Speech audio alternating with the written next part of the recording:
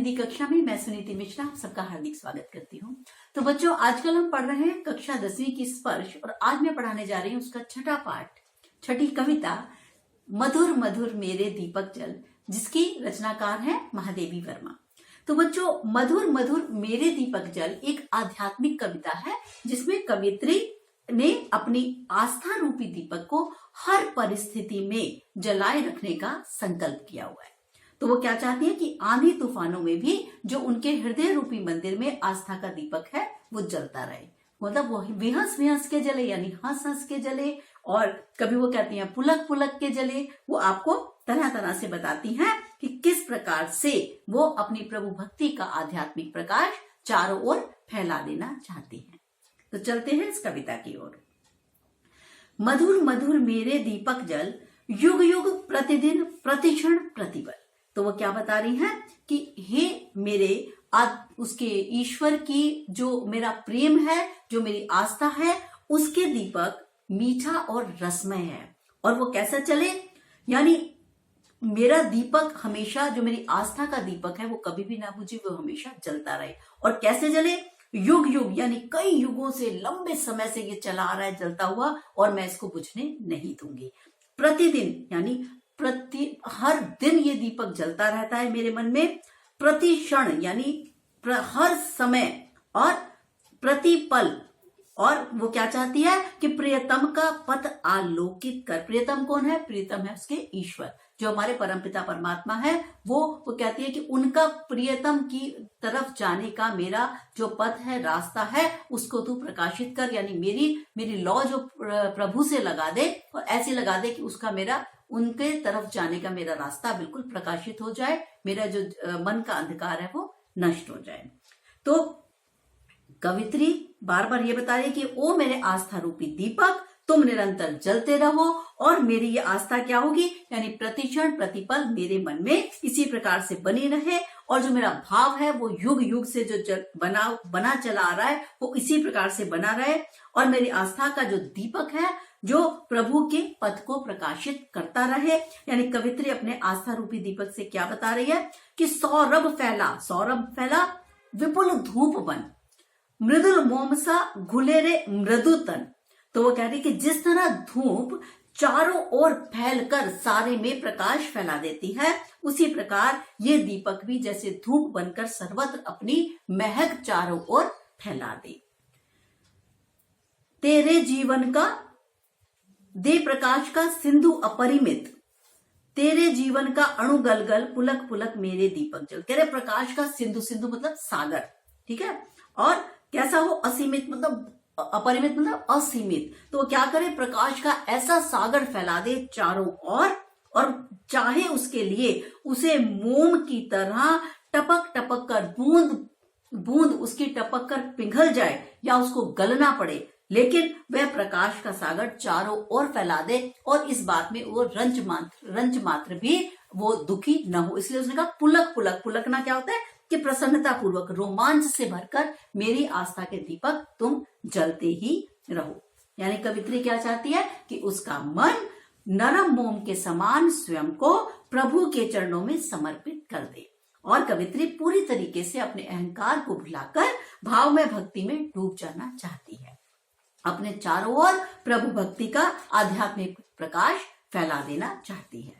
तो बच्चों, इसमें अगर आपको शिल्प सौंदर्य पूछा जाता है तो आप उसमें बता सकते हैं कि एक तो प्रभु के प्रति वो निरंतर आस्था रखना चाहती है। संस्कृत निष्ठ भाषा का प्रयोग है, थोड़ी सी भाषा में जो हमारी महादेवी वर्मा जी हैं अति विद्वान थी, बहुत ही विदुषी थी, इस वजह से उनकी जो भाषा है उसमें संस्कृत निष्ठ शब्दों का प्रयोग पाया जाता है। भाषा पर छायावादी प्रभाव और रहस्यवाद। रहस्यवाद क्या है? जो आत्मा परमात्मा की बातें वो रहस्यवाद के अंतर्गत आती हैं। तो कह रहा रहस्यवाद की भी स्पष्ट रूप से दृष्टिगोचर होता है। तत्सम शब्दावली वही संस्कृत निष्ठ शब्दावली है, कोमलकांत पदावली का प्रयोग है। प्रतीकात्मक भाषा यानी सिंबॉलिक भाषा है। कहीं वो बात करें दीपक, तो दीपक किसका प्रतीक है? आस्था का प्रतीक है। उसने कहा तेरे जीवन का अणु गलगल, तो उसमें वो बता रहे हैं कि कैसे वो जीवन का मतलब जीवन मोम की तरह पिघलता रहे, लेकिन उसका आस्था न खत्म हो, समाप्त न हो। अलंकार है हमारे मधुर मधुर मेरे दीपक जल में रूपक अलंकार है, युग युग में पुनरुक्ति प्रकाश है, और अनुप्रास अलंकार की छटा तो आपको कई जगह देखने को मिल ही रही है। ठीक है, प्रतिदिन प्र प्र प्र, देखो प्रतिदिन, प्रतिपल, प्रतिक्षण, प्र की आवृत्ति से अनुप्रास अलंकार है।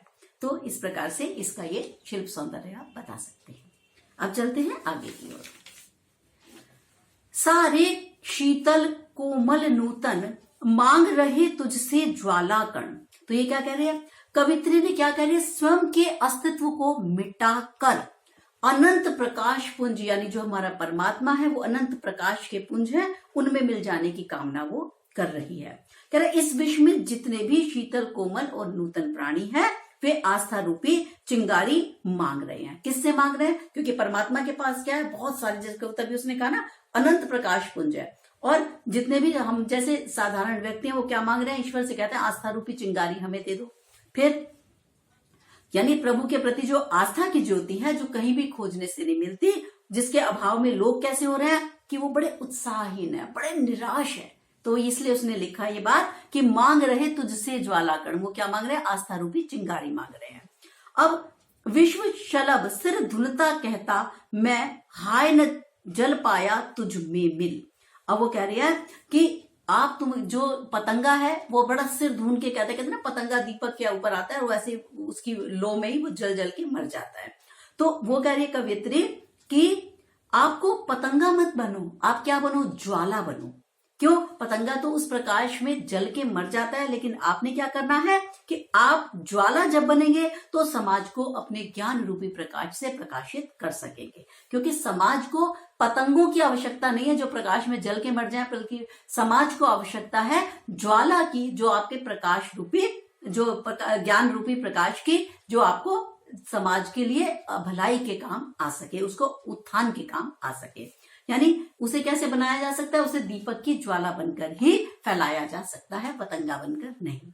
अब मनुष्य के हृदय में आध्यात्मिक आस्था नहीं होने के कारण क्या हो रहा है कि उसका जो हृदय है उसमें ईर्ष्या और तृष्णा में जलता ही रहता है। तो अब ये क्या कह रही है, सिहर सिहर मेरे दीपक जल, यानी कैसे जल, सिहरना क्या होता है कि कांप कांप के जल। क्यों, क्योंकि वो तुम्हें ज्वाला बनने को और प्रेरित करना चाहती है। तो ज्वाला कैसे जलती है, थोड़ी कांप कांप के। तो इसलिए वो कह रही है कि आपको पतंगा नहीं बनना, बल्कि ज्वाला के रूप में परिवर्तित होकर अपने ज्ञान रूपी प्रकाश को, आस्था को सब मनुष्यों में बांटना है, समाज को उत्थान की ओर लेकर जाना है।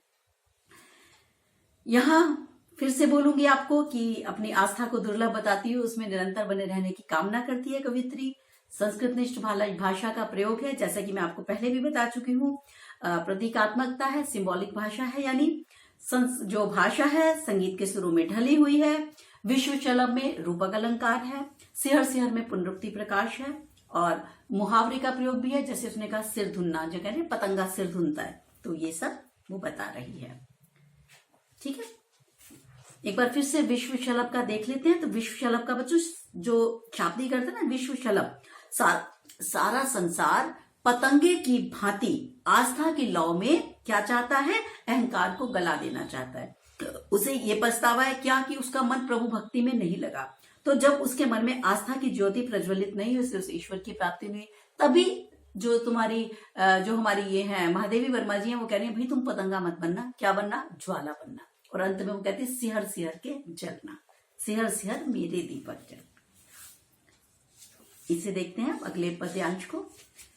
जलते नभ में देख असंख्य, स्नेहहीन नित कितने दीपक। अब कवित्री क्या देख रही है, सृष्टि के कण कण में वो आस्था, भक्ति और स्नेह की कमी देखती है। तो कहती है इसीलिए प्राणी परेशान है। क्यों परेशान है प्राणी, क्योंकि उसमें आस्था नहीं है, उसमें भक्ति नहीं है और उसमें स्नेह नहीं है। इस वजह से इसलिए वह अपनी आस्था और भक्ति और स्नेह को बनाए रखना चाहती है।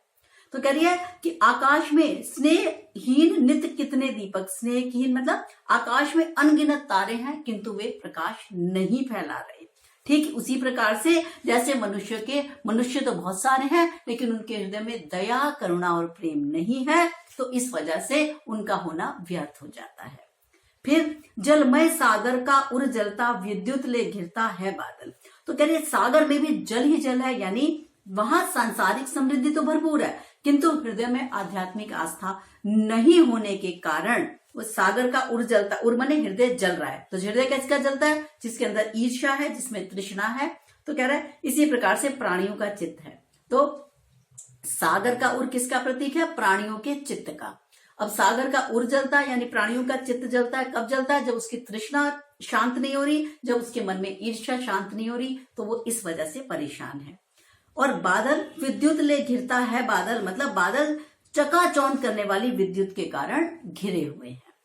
तो कवित्री क्या कहती है कि विहस विहस मेरे दीपक जल, वो कहती है आस्था रूपी दीपक को खुशी से हर संशय और आशंकाओं से विचलित हुए बिना स्वयं का अस्तित्व मिटाकर ही अपने आराध्य देव की प्राप्ति हो सकती है। तो उसके मार्ग के लिए उसको आलोकित रहना है, क्योंकि प्रभु अहंकार को मिटाकर ही मिल सकते हैं। तो ये बता रही है कि किस प्रकार से आप अपनी ईर्ष्या, द्वेष, तृष्णा को जब शांत करेंगे तभी जाकर आपको ईश्वर के रास्ता यानी ईश्वर की ओर जाने का मार्ग आपको प्रशस्त दिखाई देगा, आपको प्रकाशवान दिखाई देगा, वरना वो अंधकार में ही रहेगा। तो कवित्री अपने हृदय में खिले हुए आध्यात्मिक भाव को विशेष मानकर उसे प्रज्वलित रखना चाहती है। संस्कृत निष्ठ भाषा का प्रयोग है। छायावादी और रहस्यवाद का मैंने आपको बता ही दिया कि रहस्यवाद क्या होता है, आत्मा परमात्मा के ज्ञान की बात की गई है। तत्सम शब्दावली है, संस्कृत निष्ठ शब्दों का प्रयोग है। संगीतात्मक है भाषा, बिंबों का बड़ा सफल अंकन हुआ है। विहस विहस में पुनरुक्ति अलंकार है और स्नेहीन में श्लेष अलंकार है। तो ये जो है हमारा, तो एक बार एक दो प्रश्न मैं इसके फिर से बताऊंगी इंपॉर्टेंट। जैसे दीपक और प्रियतम किसके प्रतीक है? तो दीपक किसका प्रतीक है? प्रेम, आस्था और प्रेम और आस्था का प्रतीक है। और प्रीतम क्या है? कवित्री के आराध्य यानी परमात्मा का प्रतीक है। यानी कवित्री आस्था का दीपक जलाती है और प्रीतम क्या कर रहे हैं? प्रीतम कवित्री के आराध्य देव है, वो अपने प्रीतम को पाने के लिए आस्था रूपी दीपक को जलाना चाहती है, अपने प्रीतम के साथ एकाकार होना चाहती है। ठीक है। और एक और मैं देख लेती हूं, कवित्री को तारे स्नेहीन प्रतीत क्यों हो रहे हैं? ठीक है, कि कवित्री जो है तारे क्यों स्नेहीन प्रतीत होते हैं उसको? क्योंकि आकाश में असंख्य तारे हैं, इसी प्रकार जैसे संसार में असंख्य प्राणी हैं, लेकिन वो कह रहा सारे ये संसार में प्रकाश नहीं फैलाते। ठीक इसी प्रकार जैसे सब प्राणियों के मन में स्नेह की भावना, प्रेम, दया, करुणा की भावना नहीं रहती, तो क्या होता है? तो कवित्री क्या बता रही है? संसार के प्राणियों में प्रभु भक्ति का अभाव है, इसी वजह से वो क्या रहते हैं कि वो कह रहे हैं स्नेहहीन रहते हैं। स्नेहहीन क्यों? तो जो स्नेहहीन तारों की तुलना किससे की गई है? स्नेहहीन लोगों से की गई है, कि जो अपनी तृष्णा को, अपनी इच्छाओं को शांत नहीं कर पाते। ठीक है, जो निर्दयी लोग हैं। तो वो ये बताना चाहते हैं कि अगर भक्ति को पाना है, ईश्वर को पाना है, तो आपको तृष्णा पर तो विजय प्राप्त करनी होगी, तभी प्रभु का मार्ग आपके लिए आलोकित हो पाएगा। तो बच्चों, ये था हमारा आज की कविता मधुर मधुर मेरे दीपक जल। अब हम मिलेंगे आपको अगली कविता के साथ, तब तक के लिए मुझे आज्ञा दीजिए। नमस्कार।